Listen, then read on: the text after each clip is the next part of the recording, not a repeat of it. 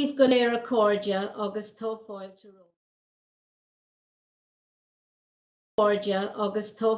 ród. Welcome to Be My Guest with me, Mary Honan, on Lear Media TV, supporting the Samaritans, Limerick and Tipperary. And my lovely guest today is actually quite an extraordinary human being, really, and it's Mariam Ibrahim. Originally Sudanese, but now living in the United States. And to say that Mariam's story is one of survival and one of great strength is really quite understating it. Hello, Mariam. Hello. How are you? I'm doing very well, thank you. You're living in Virginia now? I live in Virginia, yes. I live in Virginia. You like it there? Yeah, I do. I love it. I'm blessed. Yeah. The weather must be similar to the Sudan. In this, it would be warm there, wouldn't it, in Virginia? No, not really, but it's nice. It's cold. You get snow, lots of rain. Yeah. So take us back, Mariam. You were born in the Sudan in 1987, if I'm correct, on the 3rd of November 1987, and you were arrested. You were married, and you had one little boy, a 20-month-old little boy, when you were arrested for the crime, they said, of apostasy. Could you explain your story to us, Mariam? Okay, yes. I was born for a Muslim father and Christian mother. We are 3 siblings.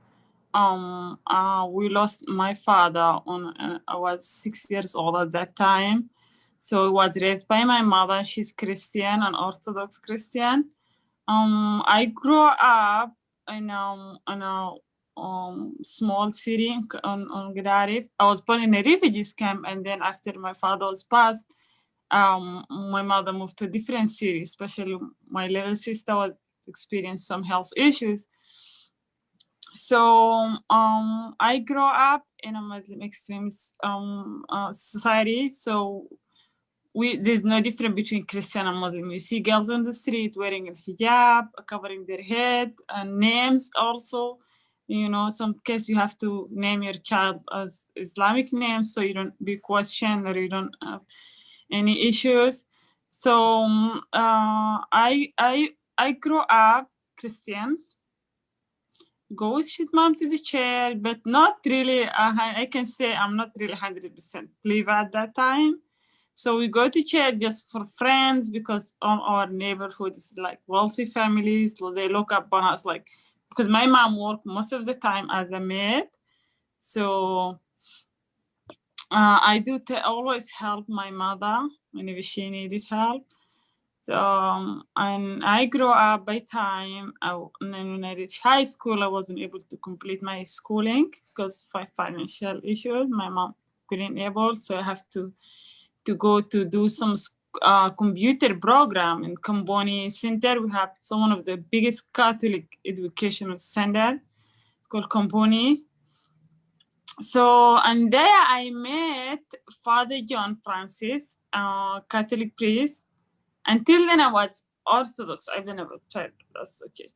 I met Father John at the center. He worked in Khartoum, but he goes visit around cities around on Sudan.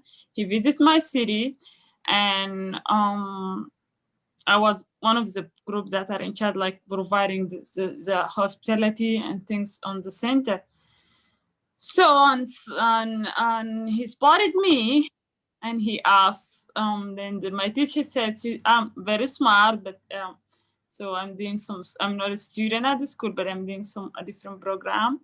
To do some computer programs so you can be able to get a job at the library on Gadarif University.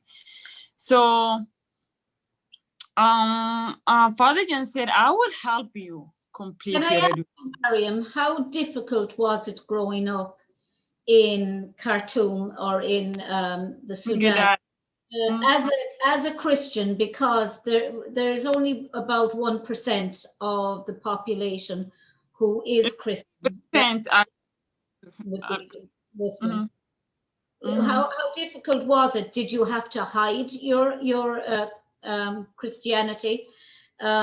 You say that you all took Islamic names so that you didn't stand out and you all wore the hijab, so that nobody was identifiable as being Christian. I presume you couldn't have the crucifix like you have behind you right now.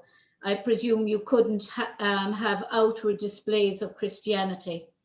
How difficult was that for a child, because you wouldn't really understand even that you were a Christian, or that there was. I'm a Catholic, and I would never had. I mean, I was what I was. I had no idea that I was Catholic, or that my grandparents were Protestant, or that there was, you have no idea of your religious identity as children. You just are what you are and what you're brought up. How was it for you? How difficult? Well, it's very difficult, but my mothers always do pray over us, and we have to follow the rules. Like when you live in this small city, we need to respect the authorities. One of the time I was I wear pants and short. They don't want that, so they start complaining and told my mother, if your daughter didn't follow the rule, respect. I was 7 years old. So you're going to have to be moved out of this city. So my mom said, okay, we just moved in this city like a couple of months, and then we needed to respect the authority. So you have to wear al-hijab. And then later, the same year, the girls, like after Eid al-Fitr, at the end of Ramadan, after Ramadan, the Eid, and then after 2 months, the Eid al-Fitr. So this is the big celebration. They have to cut the girls, like female genital mutilation.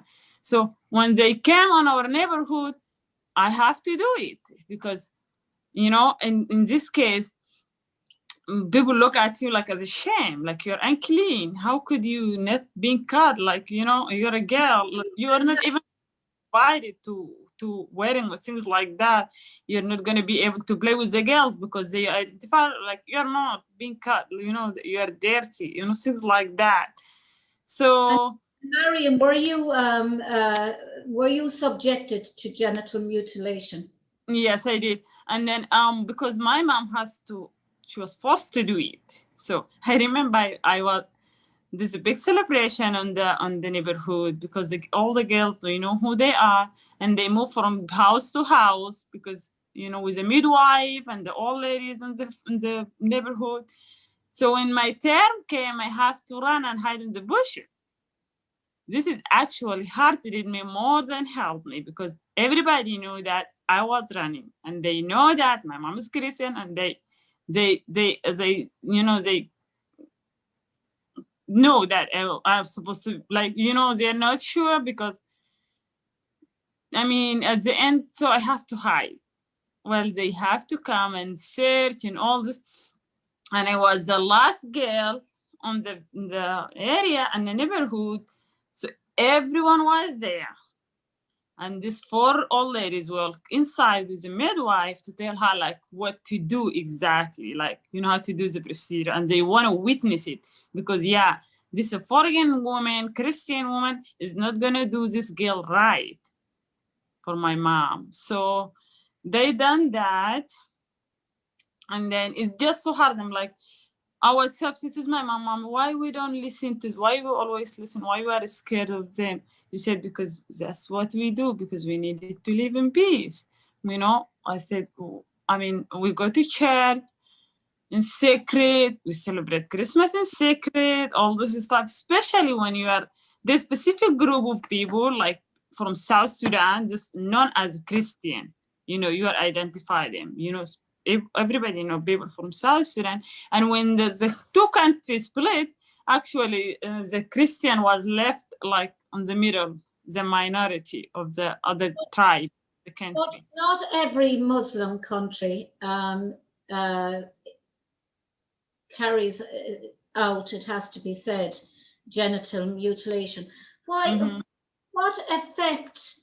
What effect did that have on you psychologically, and not to mention physically? Mhm.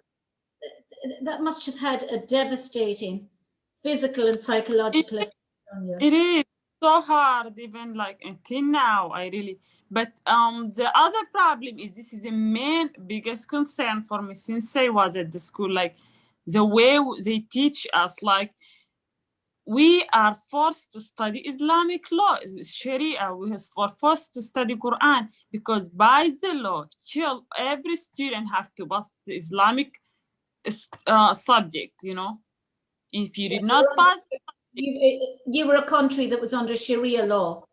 yeah, you have to study. Even Christian, we studied. We know everything about Quran. We know everything. All the students, this is all around the country. Many countries, not just Sudan. You have to study Islamic subjects. If you did not study, you won't be able to move to second, to next grade. You know, Yeah. since pre-K, like, and then there's no religious education for other religion. So we have to go to church on Sunday to study, and then you have to go to. They don't even consider, like, they don't even question you to submit your Christian religious test result. They won't care. But as the family do that, you know. Yeah. And most of the time it's very hard for the care to navigate with all the students to provide the education that we needed. So it's really hard. We're missing so much, like, you know, and many times Sunday was a schooling day, you know. We Oh, don't yes. have a Sunday. So yeah, we have Friday and Saturday. Oh, you So don't this is have Sunday. on Sunday we have to go to school, and we have to go to, people go to work and everything like normal life. Oh, Is not right. Friday is the religion holiday. So yeah. So, but I still can't get over what was inflicted on you as a Yeah, little. after I left, so after I finished high school with Father John's help, I have to move to I realized very high grade, and I have to move to Khartoum, the capital of Sudan. That's why I start college. I went to medical school, and then I have to stay with the nun. That's why I convert to Catholicism. I Converted to Catholicism. Yes, in 2005. Yes. So I stayed. I was a part of the Little Sister of the Poor charities with the nun. They have large house in Khartoum. They provide service and support for the children and elders, especially children on the street and people with a disability. So I would see all those like young girls being wandered or on the street. They come in there, some of them are pregnant, like 12, 14, 17 years old. The nuns will help them. And many times they do all this like in secret. Even me, when after I finish from the school, when I go to the house, I would go by like behind door, so because we're afraid to be targeted or will be tracked by yeah. Sudan really was so bad at that time. I mean, things now is changed and the government trying, but it's really not something really like being in a reality yet, because we still have many. How did nuns and priests go about their daily lives in Khartoum? Because one would think that they would be visibly, by their appearance, Mm-hmm. not part of the 99%, that they would be most definitely the 1%, they would be most definitely Christians. Did they have to were they able to wear their vestments and wear the uniform, the veil, the Yeah, wimpet? They yeah, were. they do that. They do that, and for Catholic Church in Sudan is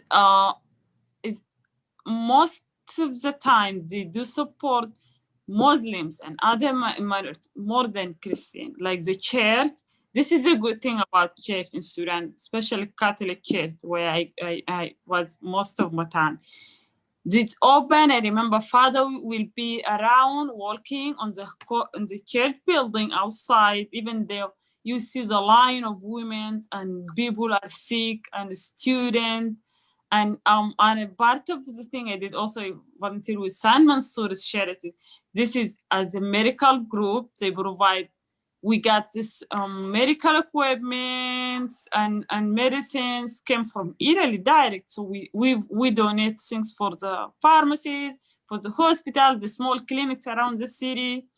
So church is always open, but the thing is they never we don't share the gospel. We just provide help, You can, because if it happen and they that you even just talk about this. When I go many times with Father John to the hospital, I remember he would offer a prayer to people. You Muslim, can I pray for you? You can see that the doctor or nurse following us around on the tour. They would just he don't tell people what Jesus is what.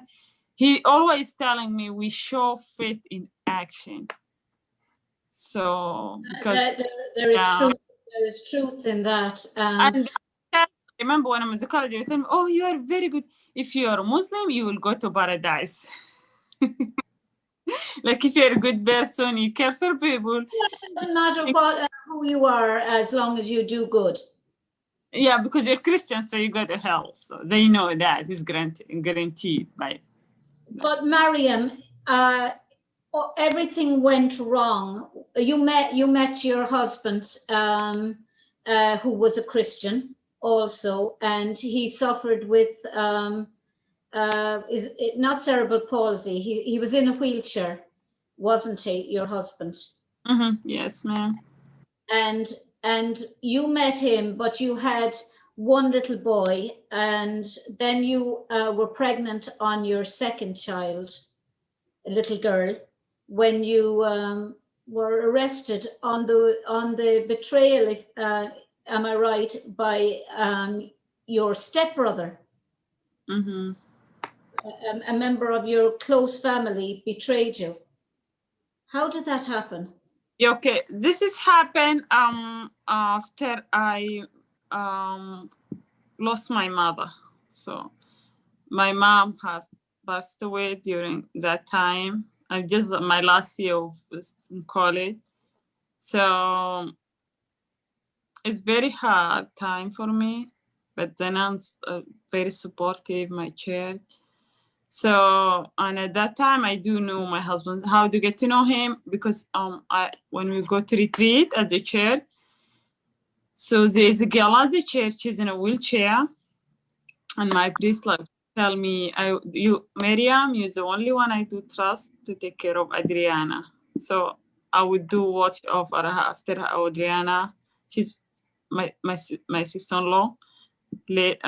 Later become my sister-in-law, and then we become friends, me and her, and then I have to go visit them in their house, and she get to introduce me to all the families, and we became friends, and that's how I can get to know her brother. She's the father of my children. So we got married on November 19, 2011. So I got my husband is in the United States, but he go back and forth for a visit to Sudan. So after the wedding, he left me, and I was pregnant, and he came back to the States. So I stayed there, and I got to find some other things that I thought was, because I just graduated, my mom passed, and I just want to build a family. Really, I wanted the marriage. Just I want to build a family. But later I find out something that I didn't like. So I started my own small business with whatever my mom left. She left small farm and everything, and you have to sell everything and start small farming business, and then it's grow with the time, because I got very good help from the people that my mom used to work in their house. Seems like they really been so supportive for me. Even this was challenging, because in Sudan, you can own a business if you're a foreigner. Even my mom, all her stuff, I have to fight for her to get right to own small stores and things like that. So it's long story, but when my case happened, I have to use other those people because we have to be 35 years old and have a co-signer in order for you as a woman to own a small piece of land or anything, property or anything. You have to have a co-signer, and you have to be 35 years old. And I'm 23 at that time. 35. So I did start my business, and then I have my first child. Martin was born in November 25, 2012. My life is so well, like, and it's have very peaceful life. My church and everything going so well. So I started receiving phone calls, strange phone calls, and then some people on the church notice there's a few people come around the church. They think that people, because the church is open for everyone. So they took even a big show of me and my son. I told Father John, and he said, just let's pray about it. And then I actually have to change from a small church, family church, to the cathedral. It's just not too far, and it's in the same area. But I have to go to every Sunday to the cathedral and join other groups and things like that. So my husband went for a visit since in August of 2013. Martin was 8 months at that time. So my husband went for a visit, and things are normal, just those phone calls. And then that day on September 13, 2013, I got the call from the police. I'm like, oh, yes, I am, because I thought I'm supposed to go actually to ship some items to my store. I just opened 2 months ago in Gadari for my city. I opened it. This is big, huge store. And then I ship items from Khartoum. I even go to Dubai and go to buy like electronic devices, kitchen supplies, things like that. So you were extremely entrepreneurial. You were somebody who really had the get up and go to try and make a big business for yourself. And that must have been unusual in itself for a woman to be in business in the Sudan and to be such a big businesswoman. Father John said the same, my priest, and he even asked me to slow down on things like, you're going to be spotted somehow. And I said, Father, like, he even said, Mariam, are you thinking of leaving Sudan especially when these people came around? Because I think he knew, because his relationship with my mom was very strong. He knew a lot of things. He even was the person who's supposed to testify on my case, only the person. And he was dead a day before the court hearing was found dead. So when I moved to Khartoum, I needed to have a guardian in order for me to get a room at the campus or somebody to follow up with my schooling. So my mom assigned him as my guardian, and the court accepted in my case because I don't have any family members. So what's happened? Sorry, they phoned you. The police phoned you. It's found me, and I went because I thought maybe someone like things involved this. Maybe they find out about like I'm opening the store and then things like what is going on, like.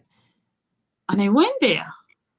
I went to the police because they know they haven't done anything wrong. Took my son in early in the morning, like that's like 8 o'clock in the morning, 8:30 in the morning. And you were pregnant? No, I'm not pregnant at that time. September.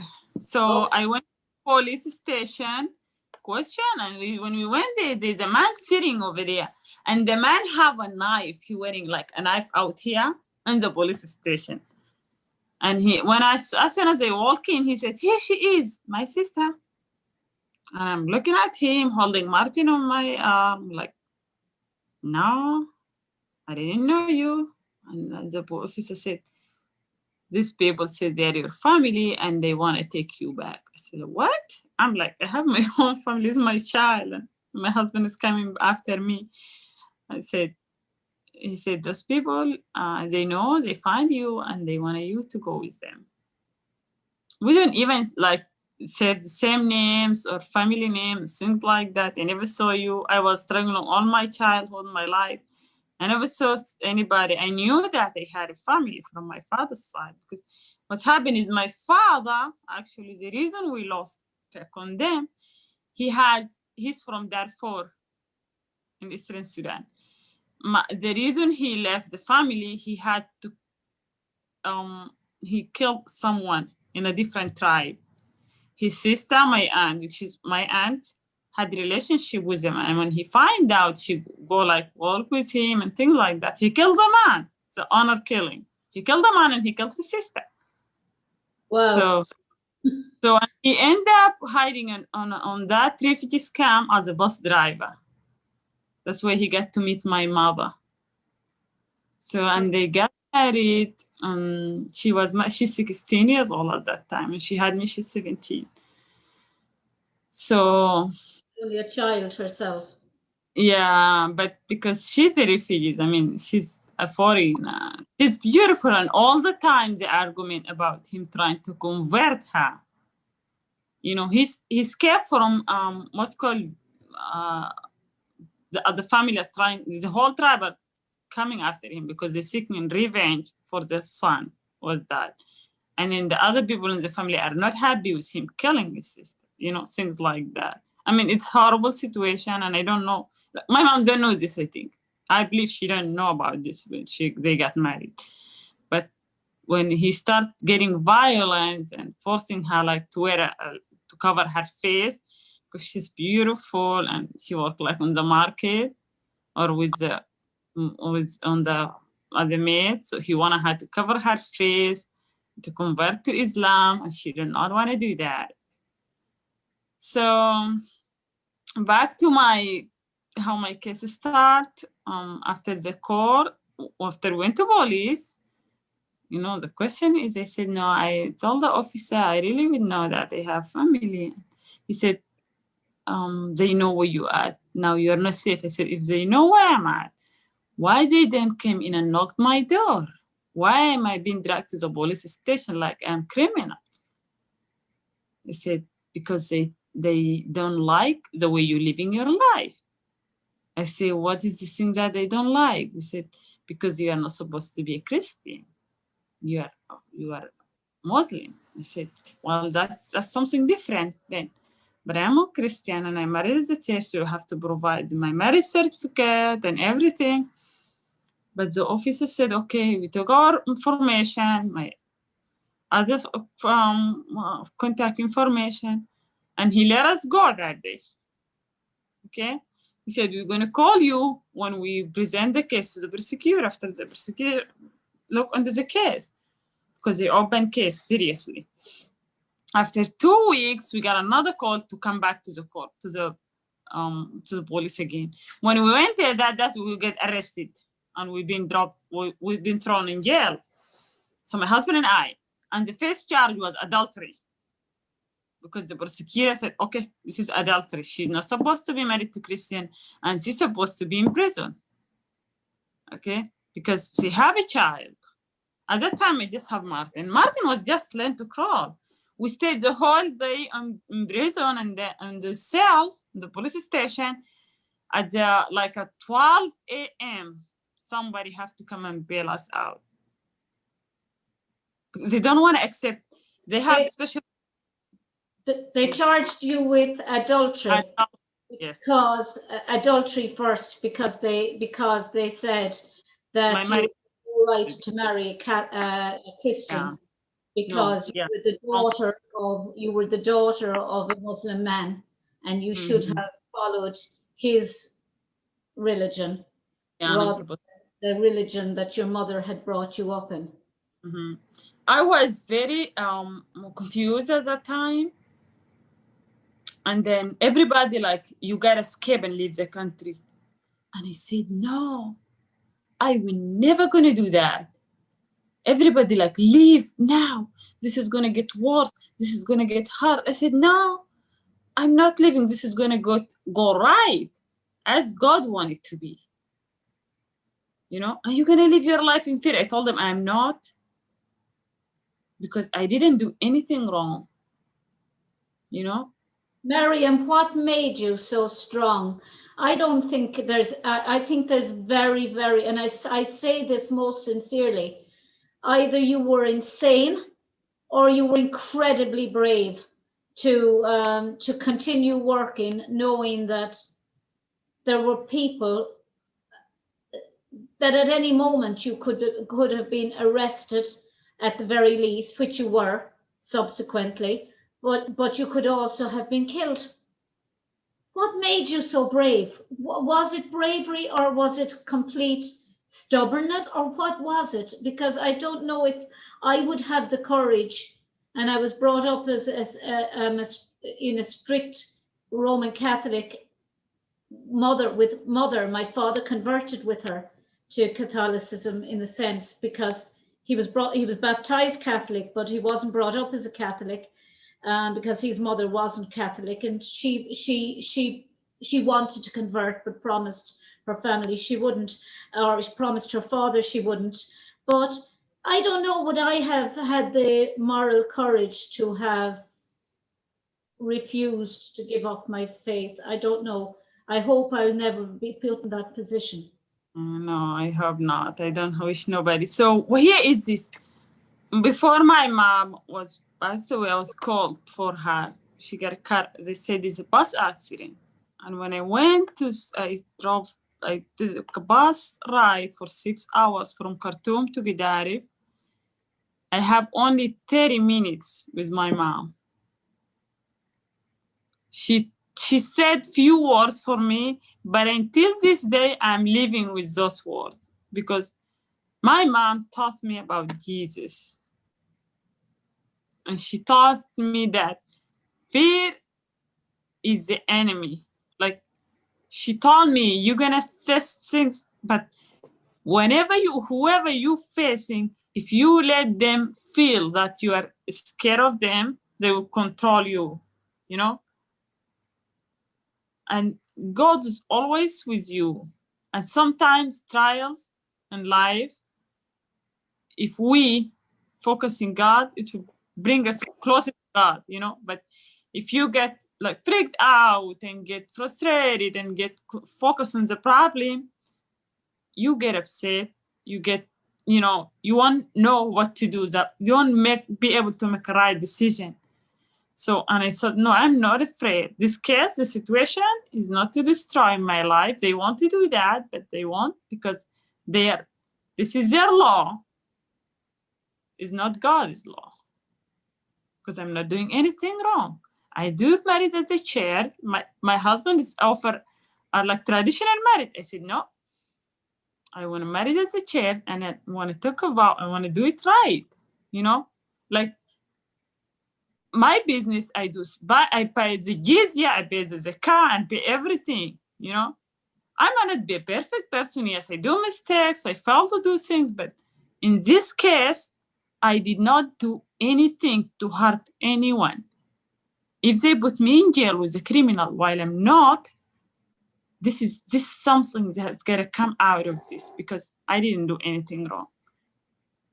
But were you at no stage? I'm sorry to upset you now. I mean, I'm sorry. I hope this isn't bringing back too many memories for you. But at any stage, were you not afraid that you were going to be? I know you were on death row. I know there was a death sentence put on you because of all of this, but we're jumping. But at any stage, were you not afraid that even though you were doing nothing wrong, that you were only following the way everyone is only brought up in the religion that they're brought up in, whatever religion that happens to be? Were you not afraid that it wasn't enough that you weren't doing anything wrong? Were you not afraid of death? No, I wasn't because but the Bible said don't be afraid for those who take the body, but the one who takes the soul and body. You know, they want to kill me, like my body, because they want me to change my mind. to sell my soul out just to be alive. You know, even if I told the judge, the reason I was sent that day, I was sent to jail when he made up his mind on Christmas Eve 2013, because I told him, he said, you needed to listen. This is the law. They keep telling me the law, but he said, this is your law, it's not God's law. Okay. He said, the judge told me clearly, if you did not say Shahada and accept Islam, you're going to be sentenced to death. Do you know your crime? I said, do you think that's crime? He said, yes, it is. Because we have a law. And I'm here to do my job. I said, you're here to do your job, to send me to jail, to sentence me to death, because they told you I'm Christian. And if I lied to you and I told you, okay, I'm scared of the death, and of the death, and I don't want to hang me, I accept Islam, and I walk out of this room, of this courtroom, and I get hit by the car and died. Would it be okay like that?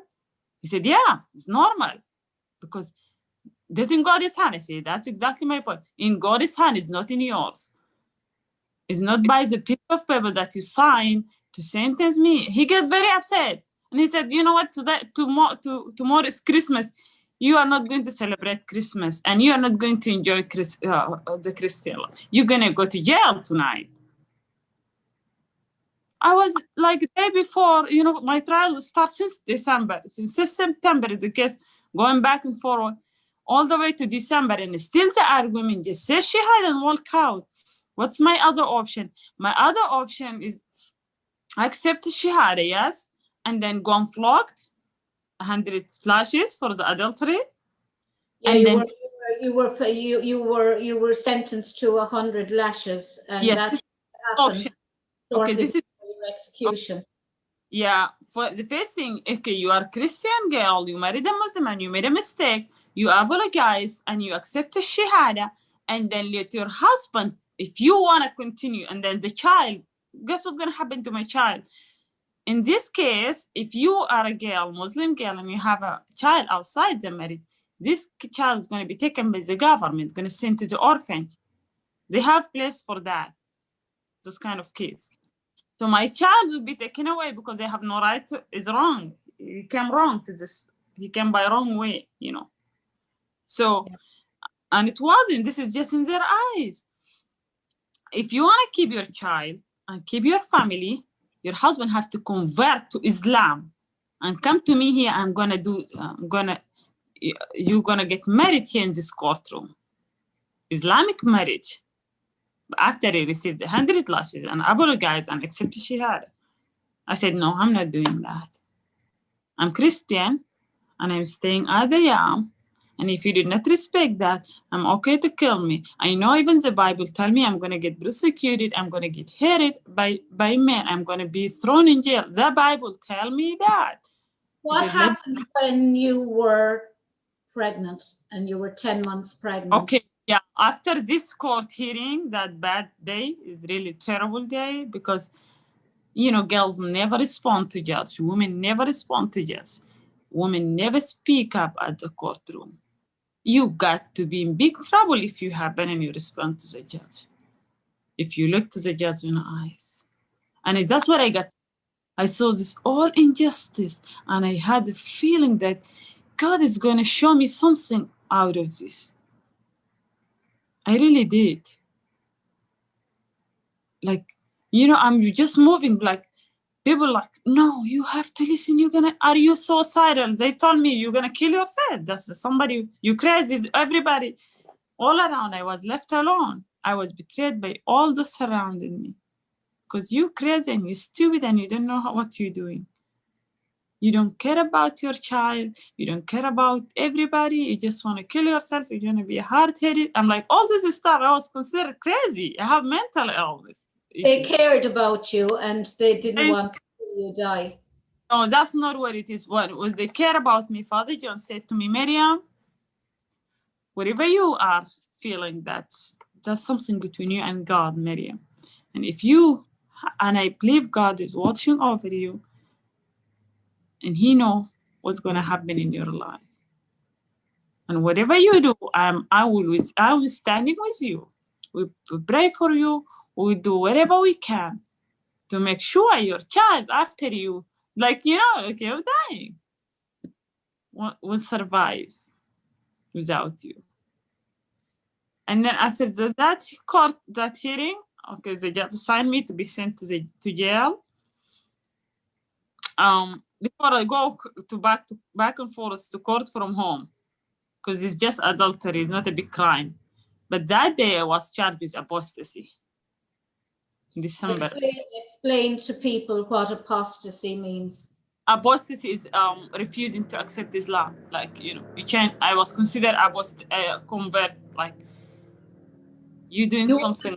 You were considered a convert to Christianity from Islam by virtue of the fact that you had a father who was Muslim and your mother was Christian, and under Sharia law, yes, law, you were. That's not to say that this is the same in any country, any other country, and I have to stress this. That in under Sharia law, you were to follow the religion of your father. The religion, all this is in general in most Islamic country. In most Islamic country, children must follow their father's religion, and then you have to. If you were born to non-Muslim mother, you are considered Muslim. You have no other option. Even if you were a child, a baby like that, they already have law for you that force you to follow, in Islamic law. So you have to be a Muslim. And then if you grow up a girl like that, for a non-Muslim mother, you cannot marry a non-Muslim man. You can't. You technically you're going to be charged. And then the judge told me many cases like that before you. And that is the option. A girl have to convert to accept Islam, and then the man have to convert. And in any case, you are a non-Muslim man and you are fall in love with Christian girl, you have to convert. To Muslim girl, Muslim man. You fall in love with a Muslim girl, you have to convert to Islam in order for you to marry. Unless if you are in Western countries. But as long as you are in a Muslim or Arab country, you have to convert, because the family won't allow you to marry their girl. The law won't allow you to do that unless if you're in Western country, you live here.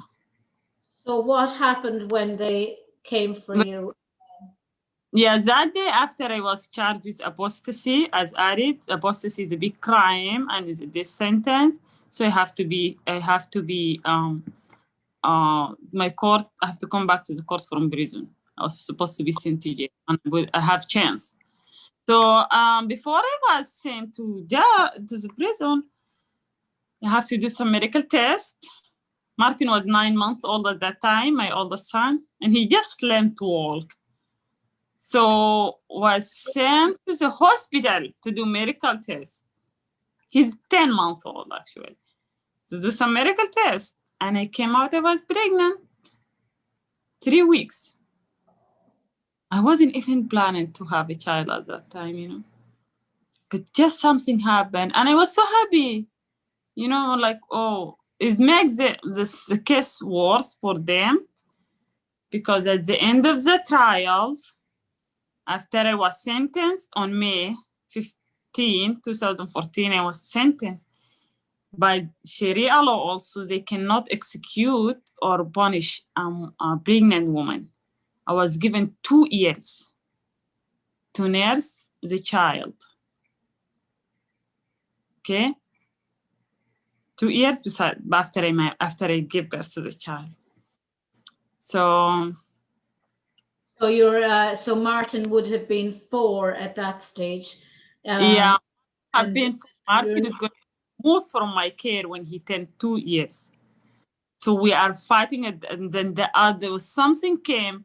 My lawyer advised that we should do whatever we can to get Martin citizenship, U.S. citizenship, so the Sudanese government will have no right to do anything.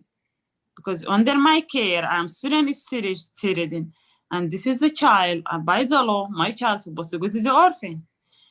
But my children are a U.S. citizen, but because they're born in Sudan, we don't have embassy at that time. The embassy is not really working to provide such service, so we can have it. But your son would have been entitled to U.S. citizenship by virtue of. So just anybody from here, anybody from the U.S. can have is in charge for his protection, not Sudanese government, because he's a U.S. citizen. Yeah. So okay, that's the thing and then that's my lawyer working on the case to do that, but it's getting hard for them to do that. It's almost impossible, and it was ugly argument with the U.S. embassy. So I just they weren't involved in any of that. My lawyer is doing that. I wasn't involved because I'm in prison. I don't even know anything about what's happening outside the world. I wasn't allowed even to have a piece of paper or pen, no communication with outside the world. I go to court, come back to prison, go to court, come back to prison every 2 weeks. I have a hearing. I done one. So the reason why they wasn't executed the next day because I'm pregnant. So in this case, one of the nuns would come and visit me wearing as a Muslim scholar because I'm not allowed to have any visitor, especially Christian. They would come in wearing al-hijab and pretend that they are a Muslim scholar. They want to talk to me about Islam because everybody at that time want to talk to me about Islam. And they believe that I was under a spell of black magic. They said that the church is using a black magic to convert the women and girls. So they would bring in a Muslim imam every 3 days to read Quran over me, something called a ruqya. If you're familiar with that, a ruqya. No, but I would imagine it's something like an exorcism in the Catholic Church. And you were possessed, and that you were being controlled by the Catholic Church to remain or to become a Catholic. Mm-hmm. And then he would have this heavy stick. He would flog me in the back and on my feet. Open your foot, and then he flogged me. I still have these bruises on my back I won't even show my kids. So and they allow him to stay with me, and there is the other women will come in, like scholars, they will talk and go, but some of the nuns have to come wearing a hijab and holding Quran and holding a sibha, like the rosary we have, because we're going to be left alone. So that's the only way sometimes I communicate, but most of the time we just pray and they talk to me about my kids and how they're doing and I said I don't have any plan for anything. I'm relying on God, and He have a good plan for me, for my children, and I accept His will in my life, And I got to witness too many injustice, too many things that I know we facing persecution, and I know it's part of our Christian journey, to face persecution, to be hated by the world, but I have never thought to see what I saw in prison. So much broken souls and injustice, and women are being mistreated so bad. You were chained. You were shackled to the ground. Your legs were held down to the ground throughout your entire pregnancy, even during the birth, and only when you had your little girl were your legs unchained. Am I right? That's what. No, in the case of being charged of crime, they received the sentence, as soon as I walk inside the prison building, I would have been chains around my legs. And then when I'm going to court, they take it out. Sometimes especially when my case faced so many, public attention, I got to notice why they're taking it out. So they took it out only, and then they put the one around my arm, my hands. They put the what's called handcuff. Handcuffs. Yeah, handcuffs.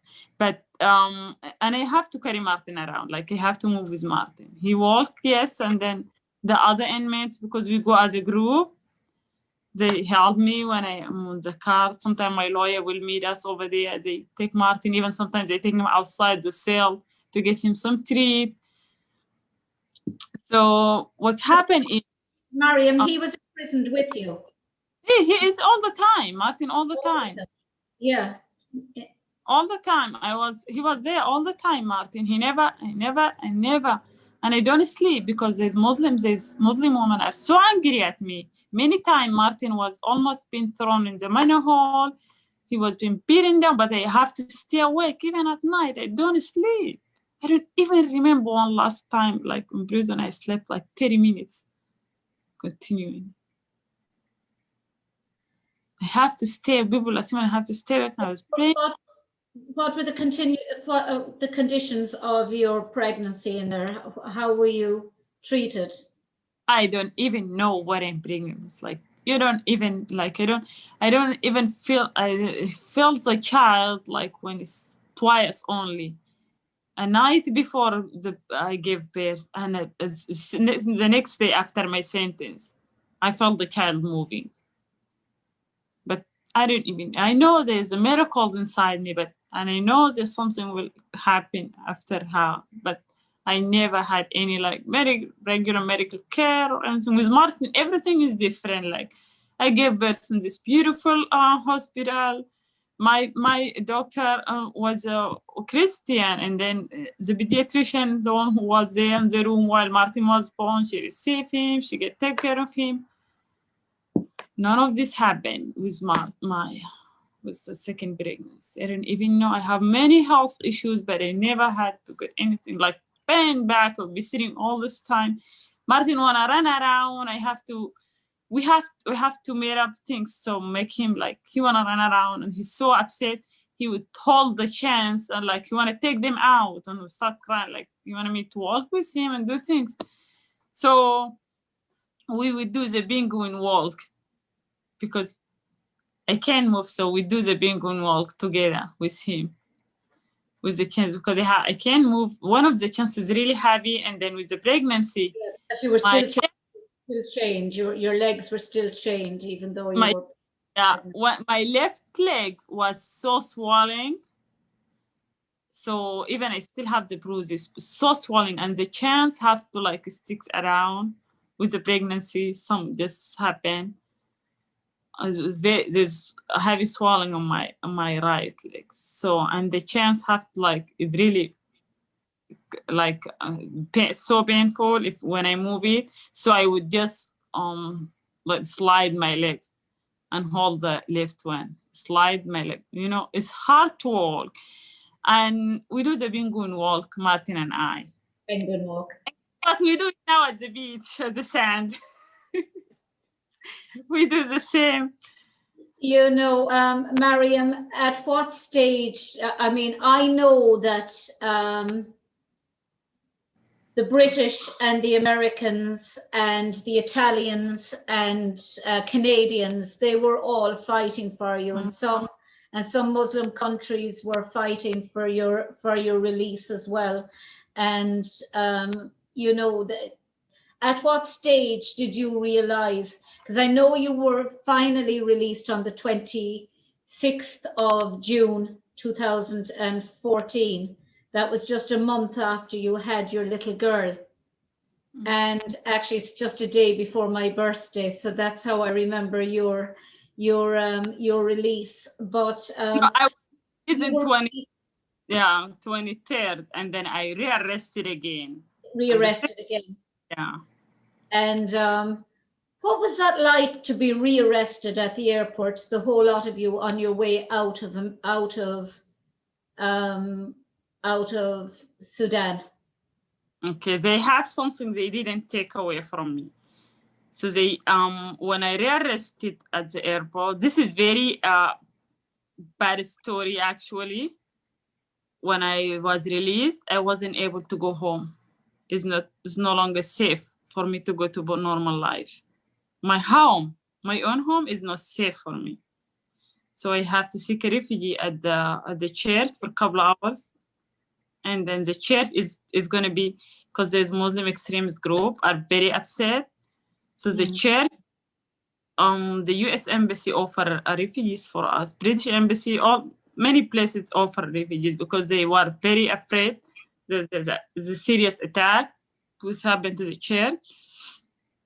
So I went to US Embassy the same night. So they stayed the whole night working with the South Sudanese Embassy because my husband actually originally from South Sudan. So we had my kids have to get their we've been offered to get status like passport from South Sudan. They done it on like 5 hours because we needed to leave tomorrow, the next day. We needed to leave the country. So I wasn't done anything about my property, my business. Everything was hanged, closed, then, you know. But I own everything, like, you know, the title and things. So when I rearrested, they took us to place where it belonged to the NISS, National Intelligence Security Service. And they said to me, it's really long story, but I will say just summarize it. And they tried to reach agreement with me. You won't be allowed to leave the country if you did not sign off to everything you want to the government, because you don't need anything, because you has caused so much damage to Sudan. By, you know, even when during my labor, when I'm delivering Maya, the guard will push me by the boot, kick me in my back and my belly by the boot. Sudan is being criticized so bad. You were being kicked even when you were pregnant and kicked. I am giving birth. I'm in a labor. I'm giving birth. The moment I'm giving birth, they're telling me, when I tell them I'm having a child, they don't believe that I will have a child. They think that I'm trying to escape prison.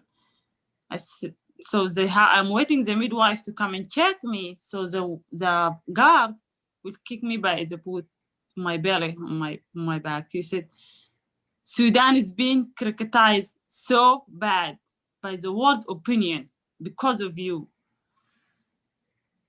The whole world was in outrage. The Netherlands, Canada, Britain, all the humanitarian organizations, America, you know, there and quite a lot of Muslim countries were even coming out about the fact that for any country to be right, a person should have the freedom to follow their own religion. They were coming out about, but you were brought to Italy first on an Italian flight, and actually that day after I gave up everything, I signed off to everything, we was betrayed. We end up in police station. They said, okay, we're returning you back to the airport. You're going, leaving the country. I have to give up everything I want, everything to the government. And then when after that happened, we find ourselves at the police station, and they file another case, open another police case against me, saying that where did they get the questioning? Where did we get this travel documents and visa and everything? Okay. Like, it's diplomatic work between the US Embassy and South Sudanese Embassy to help me and my kids to get out of the country. But Mariam, when your husband, and you had the documentation to prove your marriage, so there couldn't have been any denying that you were legally married to your husband. I wasn't legally married. Even my release, they said we release her because she's I supposed to be transferred to the hospital because I have a mental health issues. That's what they said. But the fact that your the fact that your husband was American, that would have, surely that would have automatically made your children have citizens of the United States. So when they were, and by virtue you, so when the United States or were, you know, I can't understand how you were treated so badly as the wife of a US citizen and the children of a US citizen who were appallingly treated in their own country. You know, I mean, I can absolutely understand how the world was outraged by what was happening. But you're one of the lucky people, I suppose, who when the world came out in protest against your treatment, that you were lucky to get out. Yes. Lucky to things could have gone so much worse. They don't want to let me go. They don't want to let me go, and they wasn't happy. And after they opened that case about the travel documents, it stayed 3 days, and then I have to find somebody to bail me out. And there's no one will accept it. They offer money, they don't want to do it. South Sudanese embassy offered to pay a hush of money, but they don't want to accept it. They want somebody if anything happened. And this man, actually, he's a Muslim man. He came in and he bailed me out, me and my kids. But later, he have to face many issues with his family. He ended up now in UK. He live in UK now. He's living in the UK. Yes, ma'am, because he's no longer, he been kicked out of the house. His family, his family knew what happened, because his dad is one of the Muslim leaders on the country. So he's really like, you know, he's very loyal to the government at the time, his father. And he bailed you out. He bailed me out. He's this boy, man. He been fired from his job. He's an engineer. He work in a very big company. He been fired from his job. He have to hide somewhere far away, and then at the end he have to leave the country. But that showed incredible humanity. That showed incredible humanity. Even my lawyer were Muslims. 4 of them were Muslims. They took my case after the first lawyer was scared. She left me in the middle, like in the middle of my trial. That lawyer was she just fearing for her life, because her office was being destroyed and everything by the National Intelligence Security Service. She received death threat from Muslim groups and all this stuff. She dropped off the case. I have go to do 3 hearings without lawyer.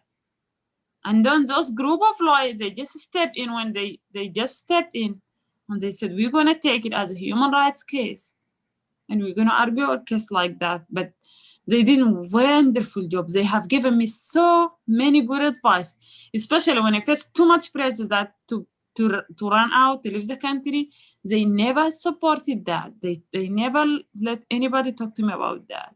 Even my husband's family, they was telling me I have to skip, and I said, no, I'm not. My lawyer said, no, she's not.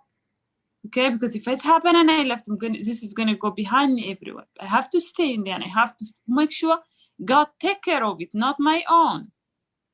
Okay, so I did, and after I was released that day, I have to go back to US Embassy. And then the negotiation between Sudan and US started about that. So Sudan asked to be removed from the terrorist list and the sanction to be lifted against Sudan. And the relationship really wasn't good at that time with US. So the negotiation was failed. And then the Vatican and you were used as a pawn, basically, while you were in the embassy to try and have the Sudan lifted from the terrorist list. Yeah, the Sudanese government asked that. Because I'm still on the block list. I'm not allowed to enter the country. I'm not allowed to leave the country. My lawyer also, when they leave the country, because they all have to escape. 3 of them, they are in UK right now.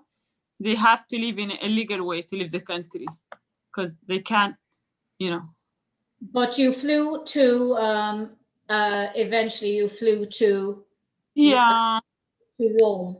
What was the feeling like when the plane was taking off the runway and you were finally I'm sure it was bittersweet because you love Sudan enough that you would actually continue living there and try and build a life for yourself, and that you defied all their efforts to get you to renounce your Christianity. It must have been bittersweet in one sense, because here you were taking off for another world, another country, and you knew you were safe, physically safe. Well, I always know I am safe. I always know God's hand is on me and my children.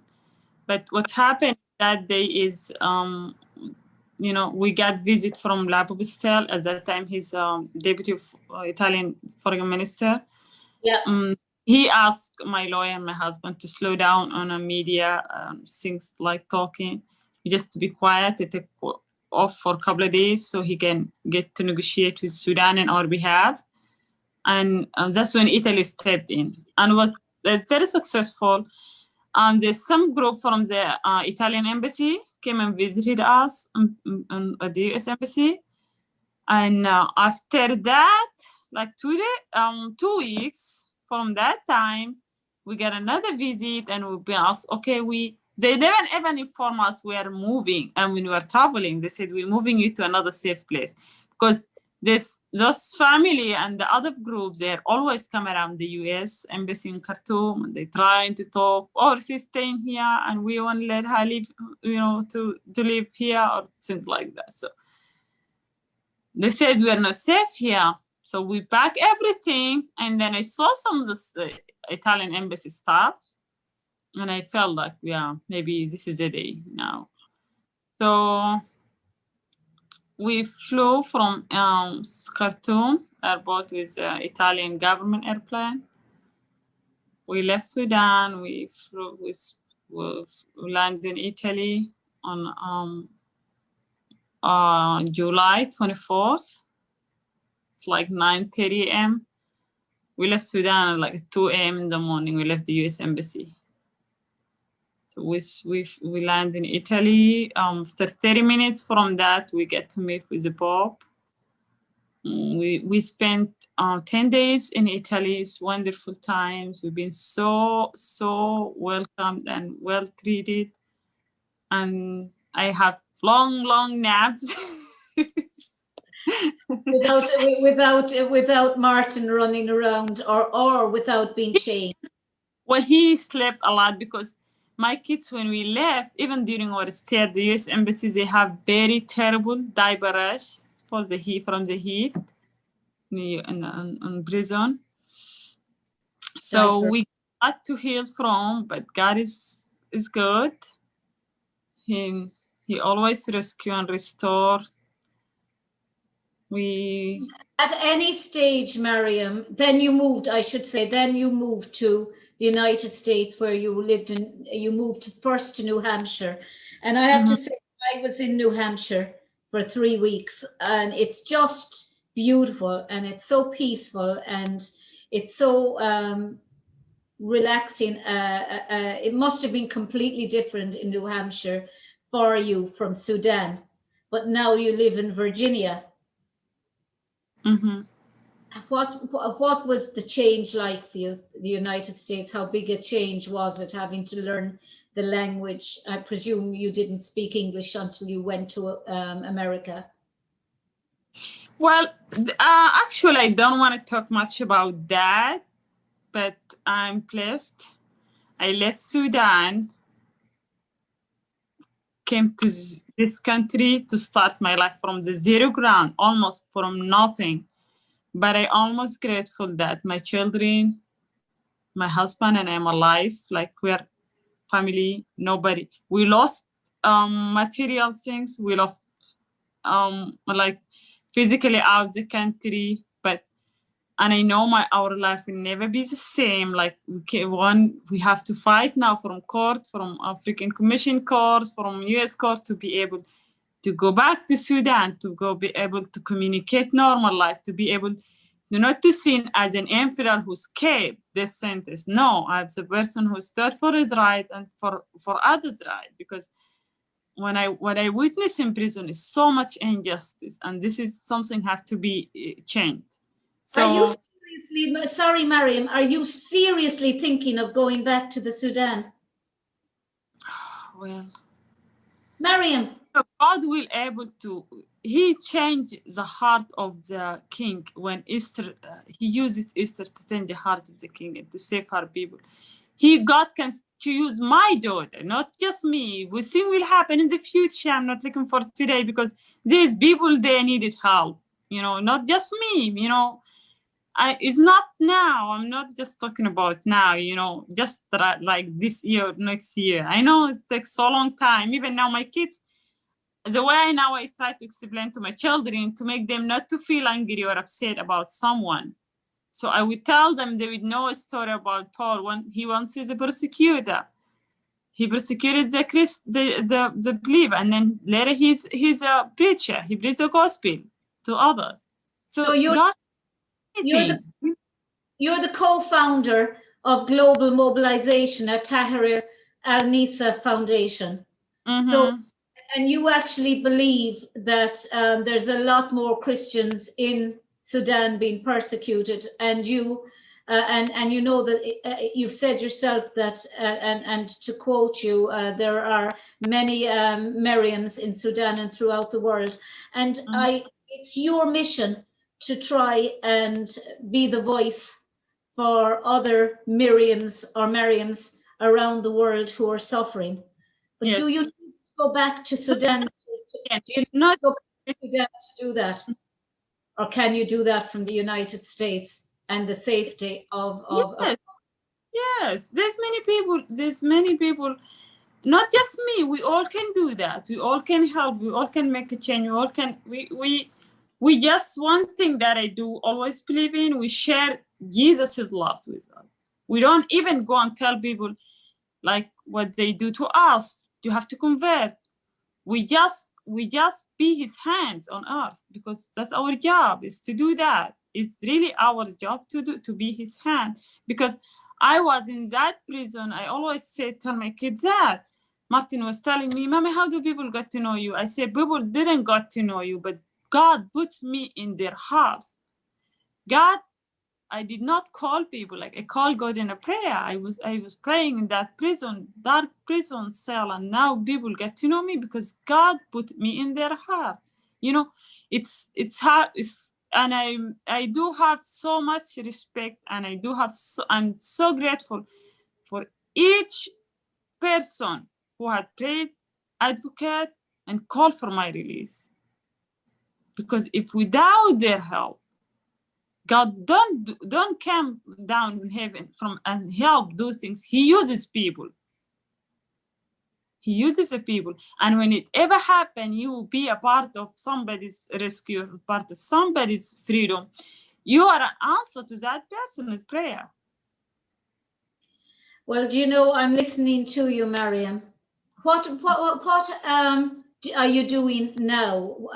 Did you set up a business at all in the United States, or have you completely thrown yourself into your foundation?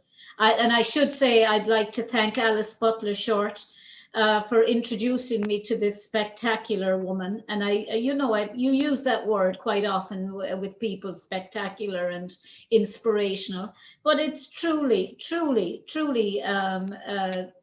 about you, Mariam. We all talk about being, say, Christian, or being Muslim, or being Jewish, or whatever religion we're brought up in, and we all talk about Christianity in the broad sense of Christianity, but you are a true Christian. You're a true believer, irrespective of the faith that you believe in. Somebody who would actually put your own life in that immense danger because you had such such utter belief that God was looking after you. Yes. I don't know. I'm listening to you and I'm thinking how shallow I feel, how shallow my life feels, that, I would have considered myself a believer, and I consider myself religious in a sense. But I don't know, would I actually have done half the things you've done. I don't know, would have had the moral courage to have sacrificed or taken a chance at sacrificing my life for. So my life in the States might not be a big different from where I am, because I really didn't experience much a change in general. With the language, I studied in English, but we speak British English, and then we don't talk. Like, it took me quite time to navigate and get into with the people's accent. They talk fast and things like that. So I never been to school. I just done some courses, CNA nursing courses. And most of the time, there's so much change happen. I don't want to talk about this right now in my personal life, on my marriage. But most of the time I spent to take care of my children because they need it so much. And Yeah. I will tell you something. We had a very, very blessed and beautiful life right now. We never had a bad day, no matter what the situation is. It wasn't an easy journey, but it's not impossible with God. Everything is possible. As I said, He rescue and restore. We are blessed. We had a wonderful community, church, support of friends and families. I have one of my friends. When I do travel, I leave my children in her home. She even have rooms for them. They call her Auntie Debbie. So she's we don't go to the same church, but we go sometimes visit their church, their parish. My kids go to Catholic school. They got a full scholarship from one of the Catholic schools. One of the things that I did, I started putting them in the school since 3 years old, pre-K3, because I wanted them to learn the language, to make friends, because we don't have much family, especially in Virginia. We don't have much families. Yeah. At the same time, I'm trying to set boundaries for my kids from others. Still, even now, we get criticized. By the way, I went to prison. My daughter will be called the prison child. So I want to make sure they grow, they understand exactly why we went to prison. And they do now, they do right now. They do understand, and they're very grateful for my experience. They are so happy. They're grateful for our experience. And then incredibly proud of you. They must be, but at the same time, it must put an awful burden on them as well, because they're thinking to themselves, I have got to try to be an eighth as strong as my mother. Well, Martin asked yesterday, he was like, I found him, he's asking, Siri, what my mom made of? Yeah. He's asking Siri, what my mom made of? Like, what my mom made of? Yeah. Yeah, you're made of stronger stuff, I think, than most people. I am, but because of them and because of Jesus, he is. We live our life just for him. Like, I left Sudan, I left everything, but I have Jesus in my heart. They wasn't able to take him out of my heart. They wasn't able to separate me from him, and they won. Nothing will separate us from his love. And that's what I see myself. That's what that's enough for me. I don't need anything else. I didn't need the word approval. I have Jesus, and that's it. And whoever came in my life, in this new life, that's the moment I was in the airplane, I said, I have Jesus now. They would never let me, they will never force me to talk or to say the worship that they wanted me to say. I have a victory in him. I am victorious because I was able to stand this. And now I'm leaving the country. I know it's going to be hard. I know it's going to be rough. And I don't know anything about it, but God knows. And he knows what's the best for me. He always have good plans for me, for my children. And we're just grateful for everything we have. We left Sudan. We landed in Italy. We got blessed by the Holy Father. He blessed Maya's life.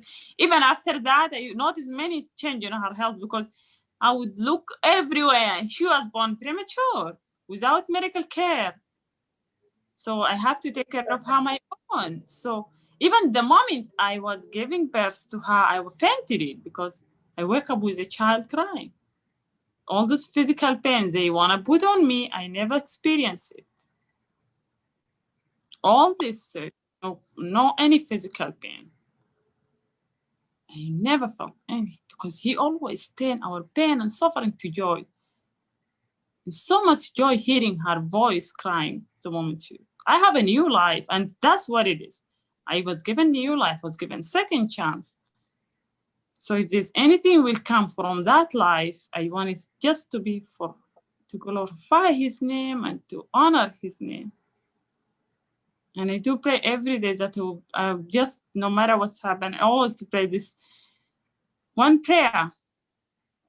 God, please help me to be faithful to you in the time of trial.